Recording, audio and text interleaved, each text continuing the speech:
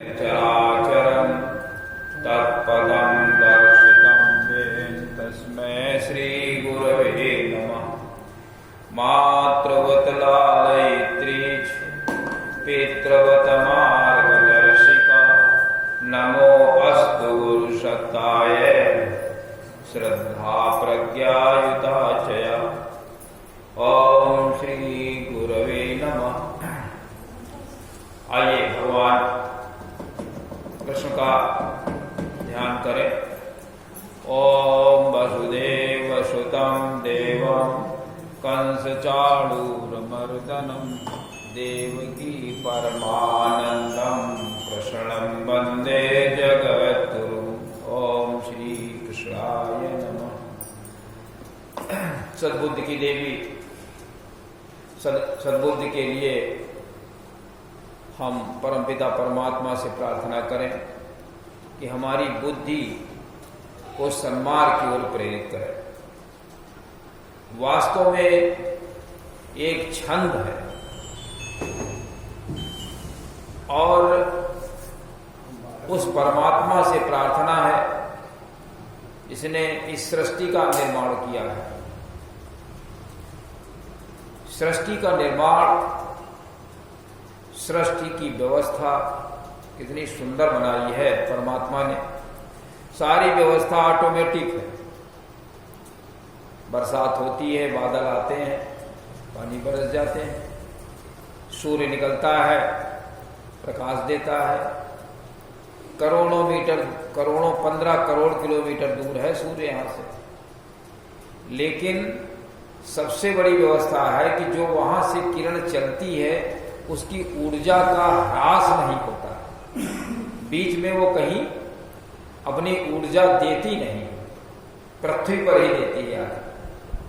अगर इससे 5 किलोमीटर ऊपर हम चले जाएं तो माइनस में टेम्परेचर है, -20-40 डिग्री टेम्परेचर है ऊपर। कितनी सुंदर व्यवस्था है। ऐसे परमात्मा से हम प्रार्थना करें कि हमें सद्बुद्धि प्रदान करें। ओम भूर्भुवः स्वः तत्सवितुर्वरेण्यं भर्गो देवस्य धीमहि धियो यो नः प्रचोदयात्। बोल वेद माता गायत्री की जय। आइए हम महामृत्युंजय मंत्र से उसी परमात्मा से प्रार्थना करें कि हम लोग सब स्वस्थ रहें। स्वास्थ्य ठीक नहीं होगा तो फिर हम लोग कुछ कर भी नहीं सकते। स्वस्थ रहना सबसे बड़ी आवश्यकता है। स्वस्थता के लिए हम भगवान से प्रार्थना करें कि हम सब लोग स्वस्थ रहें। ओम त्र्यंबकं यजामहे सुगंधिं पुष्टिवर्धनम् उर्वारुकमिव बन्धनान् मृत्योर्मुच्यमामृतात्। बोले त्रयंबकं भगवान की। भाइयों बहनों, जैसा आप जानते हैं कि आज ये गुरु पूर्णिमा का पर्व है। ये सबसे बड़ी पूर्णिमा कही जाए तो गलत नहीं होगा, क्योंकि जीवन में सबसे बड़ा महत्व होता है मनुष्य के ज्ञान और कर्म का। अगर मनुष्य का कर्म न सुधरा तो फिर वो क्या से क्या हो जाएगा कुछ पता नहीं। कर्म ही एक ऐसा जीवन का गुण है जो कि मनुष्य के साथ हमेशा बना रहता है। मरने के बाद सब कुछ तो छूट जाता है, धन यहीं रह जाता है, पारिवारिक लोग यहीं रह जाते हैं, कोई घाट तक जाता है, कोई दरवाजे से ही चला जाता है। लेकिन जो मनुष्य का कर्म है वो नहीं पीछा छोड़ता। उसी से कर्म से ही पाप और पुण्य बनता है। पाप पुण्य हमारे साथ लगा रहता है, जीव के साथ में ये दोनों चीजें लगी रहती हैं। और जब पुनर्जन्म होता है तो भी ये साथ में रहता है। तो हम कैसे श्रेष्ठ कार्य करें, कैसे हम पुण्य कमाएं, इसकी आवश्यकता हो। तो इसके लिए हम समाज से ही सीखते हैं, क्योंकि मनुष्य का जो जन्म होता है, बच्चे का जो मस्तिष्क होता है वो पूरी स्लेट होता है, उसमें कुछ लिखा नहीं होता। बाकी हर जीव में लिखा होता है। जैसे कोई जानवर का बच्चा है, पैदा होगा तो उसको वो माँ का दूध अपने आप ढूंढ लेता, दूध पी लेता, उसको पिलाने की जरूरत नहीं। छोटा बच्चा है, पानी में छोड़ दीजिए, तैर लेगा। लेकिन मनुष्य का जो बच्चा होता है वो ऐसा नहीं कर सकता, क्योंकि उसके मस्तिष्क में कुछ नहीं लिखा होता, कोरी स्लेट होता है। और आप देखें, जो बच्चे बहरे होते हैं वो गूंगे भी होते हैं, जबान उनकी नहीं खराब होती है, लेकिन जब वो कुछ कान से सुन नहीं पाते हैं तो उनके मस्तिष्क में फीडिंग नहीं होती, और जब फीडिंग नहीं होगी तो वो बोल नहीं सकते। इसलिए जितने बच्चे बहरे होते हैं वो गूंगे भी होते हैं। तो आवश्यकता है कि मनुष्य के मस्तिष्क में श्रेष्ठ चीजें डाली जाए। दूसरा श्रेष्ठता का एक कारण और भी बनता है कि जब गर्भ में बच्चा बन रहा होता है तो उसके अंदर स्वस्थ या श्रेष्ठ सेलों का भी निर्माण होता है। प्लेटें, जैसे बैटरी में प्लेट पड़ी होती है। अब श्रेष्ठ अगर कंपनी की है, एक साइड की है, तो उसकी प्लेटें उत्तम होती हैं, 5 बरस तक, 6 बरस, 7 बरस तक चला करती हैं, बढ़िया चार्जिंग होती है। और अगर कहीं तुम ऑर्डिनरी फैक्ट्री की उसमें डाल दो तो पता चला कि वो जल्दी खराब हो जाती। एक ऐसे ही बेचने वाला आया बैटरी मेथी की को, तो वो 800 की बैटरी 400 में बेच रहा था। अब वो जितनी 7-8 बैटरी लेकर के आया, वो तुरंत लोगों ने खरीद लिया कि तो आधे पर मिल रही बैटरी। अब उसने सब खरीद लिया, और जो नहीं खरीद पाए वो पछताते रहे, यार मैंने नहीं खरीद पाई, आधे पर की 800 की बैटरी 400 में, 500 में बेच गया। उसने कहा, अच्छा भी चकलवंशी में और बैटरी रखी है, बिजली आते हैं, घबराओ नहीं तुम लोग। और वो 10 बैटरी बेच करके 5000 रुपए जेब में डाले चला। अब इन लोगों ने चार्जिंग में लगाया तो चार्ज ही न हो। अब वो कहने लगा चार्जर वाले से कि ये चार्जिंग है, 3 दिन से लगी बैटरी चार्ज नहीं हो रही, ये को पॉइंट नहीं चार्ज हो। तो खोला तो देखा उसके अंदर मोहरा भरी थी। हाँ, दोबारा आए नहीं, मोहरा भरी थी उसके अंदर, कैसे चार्ज, प्लेटें थी ही। यही कारण है कि मस्तिष्क में जैसी प्लेट्स होती है वैसा ही मनुष्य बनता है। ये सारा काम सद्गुरु के माध्यम से ही संभव है। सद्गुरु क्या करता है, उसके अंदर ये प्रबल इच्छा हो कि हम समाज सुधारेंगे। सद्गुरु करता क्या है, गर्भस्थ शिशु होता है तो उसकी प्लेटें भी ठीक करता है, इसीलिए उसको क्या कहा गया है, ब्रह्मा कहा गया है। दूसरा तो यदि प्लेट ठीक नहीं कर सकता है, जो गर्भ में बच्चा हो, केवल एक ही व्यक्ति ठीक कर सकता है, वो विप्र होता है। विप्र ही सद्गुरु होता है। अगर वेद पाठी नहीं तो सद्गुरु नहीं हो सकता है। ये देश के अंदर सबसे बड़ी गलती ये है कि सब लोग गुरु गुरु गुरु कर लेते हैं, कोई बाबा देख लिया गुरु बना लिया। लेकिन गुरु उसी को बनाना चाहिए जो श्रेष्ठ हो, विप्र हो, वेद का ज्ञाता हो और वेद के अनुसार चलता भी हो। ये तो उसके अंदर क्वालिटी होनी चाहिए। वेद का ज्ञाता भी हो और वेद के अनुसार चलता भी हो, तभी विप्र कहा जाता है। और वो अगर गुरु बनेगा, पुरुषार्थी हो, परमार्थी हो, अपरिग्रही हो। ये जितने गुरु बनते हैं ये क्या करते हैं, ये अपरिग्रह के लिए नहीं, ये सोचते हैं कि एक चेला अगर बन गया तो साल में 2-4-500 की आमदनी हो, हमारी बढ़ गई, खेती समझते हैं आमदनी की है।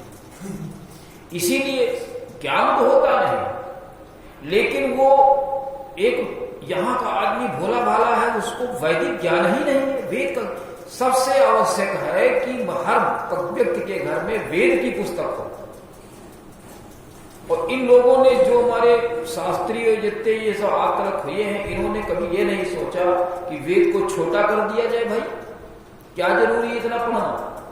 रामचरितमानस में लगभग 1075-74 लगभग वो है दोहे, और उसमें सब मतलब के थोड़े ही हैं। उसमें अगर 1074 हैं, कितने 10,074 हैं, तो उनको अच्छा नहीं, दोहे हैं कुछ, दोहे को बताए दे रहे हैं आपको, कहते हैं 1074 दोहे हैं कुल, है ना।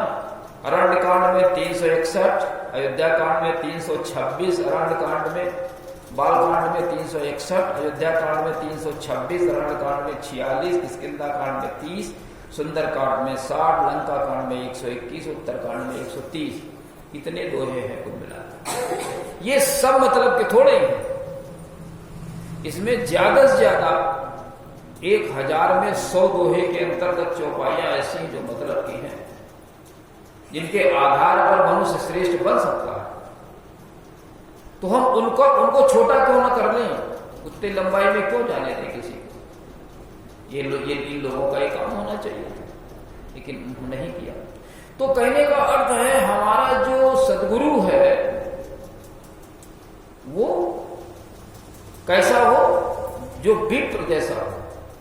विप्र होना चाहिए, तब सदगुरु किया जाए। और सदगुरु हम कर लेते हैं जिसको चाहिए, जैसा चाहा तैसा, वो सिवा दूसरी चीजें को और ध्यान देने। ऐसा गुरु जो हमारे पुरुषार्थ को कम करे तो उसको कभी नहीं करना।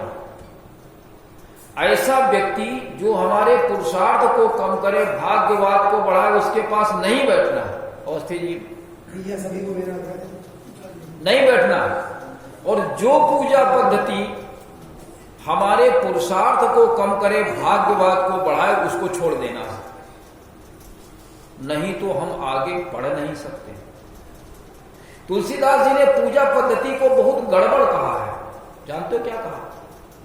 इसको न करें, जप न करें, व्रत न करें, जोग जग कुछ न करें। क्या लिखा उत्तरकांड में? एकलिकाल साधन दूजा, कोई दूसरा साधन नहीं। जोग यज्ञ जप तप व्रत पूज, ये सब बेकार है। और राम ही सुमिरिय गाय राम ही, और संतत सुनिय राम गुण ग्राम ही। भगवान के गुणों को लगातार सुनो, गुनगुनाओ, उनको जीवन में उतारो। ये जो कार्य है ये मनुष्य के कल्याण का कार्य है। और यही वेद ने लिखा। वेद ने भी यही लिखा है, कुर्वन्ने वेह कर्माणि जिजी विशेष समा एवं अन्यथो तोस्ति न कर्म लिप्यते नरे। मनुष्य जो है वो दुष्कर्म में फिर लिप्त नहीं होता है, ऐसा कहा। और रामचरितमानस में तो हमने ढूंढा, पूरी रामचरितमानस में सब भगवान के गुणों को ही अपने जीवन में उतारने के लिए लिखा।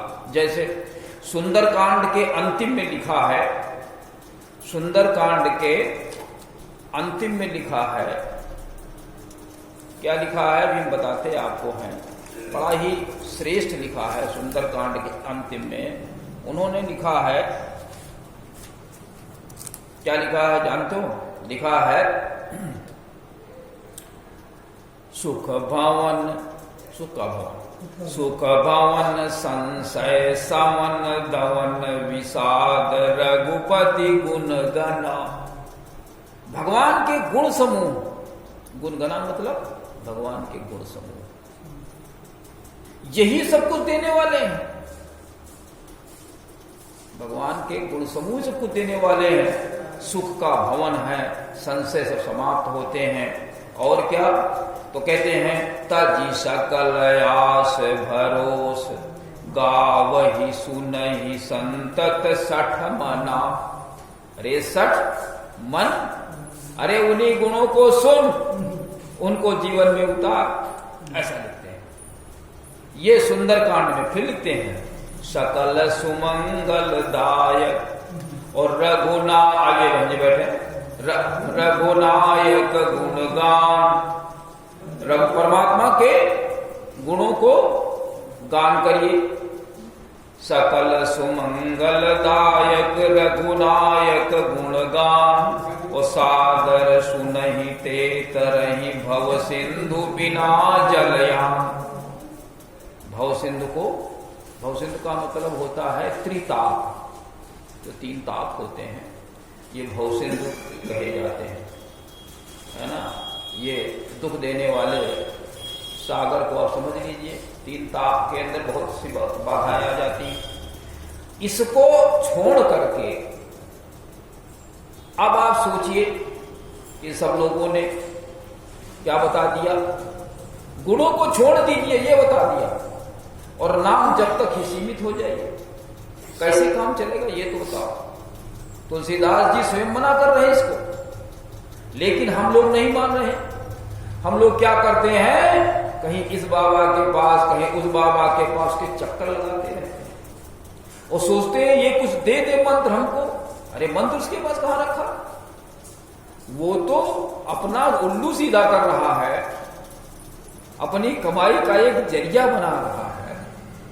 आप ऐसा कौन सा दुनिया में मंत्र है कि जो दे दे तुम्हारा सारा काम सिद्ध हो जाए, कोई ऐसा मंत्र जप नहीं। तो तुलसीदास जी ने लिख दिया कि कलिकाल साधन दूजा, और जोग यज्ञ जप तप व्रत, ये इसी के अंदर सवाल भी लगा है। कोई योग कर रहा है, कोई जप कर रहा है, कोई व्रत रह रहा है, कोई तप रह रहा है। अरे हमने देखा कि एक अत्यंत पानी में खड़ा वहां जप कर रहा है।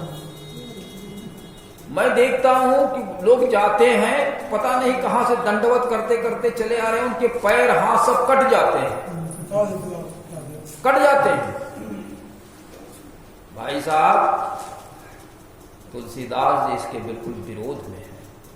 तो हमारा जो गुरु हो कैसा हो, वेदविद हो, बगैर वेदविद के काले और उत्तरी माले में कुछ तो वेदविद होना चाहिए हमारा गुरु। सबसे पहली बात है, अगर आप गुरु करने जाएं तो ये देख लें ये वेदविद है या नहीं है।